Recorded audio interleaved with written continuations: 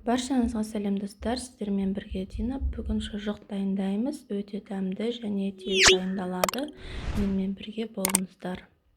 Ең алдымен салмасын дайындап аламыз. Ол үшін бізге фарш, ет тартқыштан өткізілген сәбіз және жуа, қызыл бұрыш немесе жасыл бұрыш бәрібір, және де сарымсақ, қара бұрышымызды, қызыл бұрышымызды және тұзымызды бәрін араластырып, жақсылап қолмен немесе қасықтың көмегімен араластырып аламыз. Ет тартқыштың осындай насадкасын мен видеода да көріп тұрғандарыңыздай осылай қолдың көмегімен, қасықтың көмегімен осылай жасаймыз. Болмаса ет тартқыштың өзімен осылай насадкамен жасасаңыздар болады.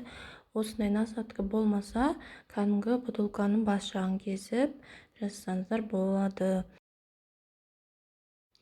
Одан кейін осындай өздеріңізге керек көлемді жіппен байлап аламыз.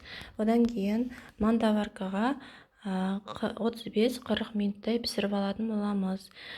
Дастарханға қоярдың алдында ғана осылай майға кішкене ғана тапаға қыздырып қуырып алсаңыздар өте керемет болып шығады. Видеоны соңына дейін қарағандарыңыз үшін рахмет. Видео ұнап жатса маған жазылып, лайк басып, қоңырау белгісін басуды ұмытпаңыздар.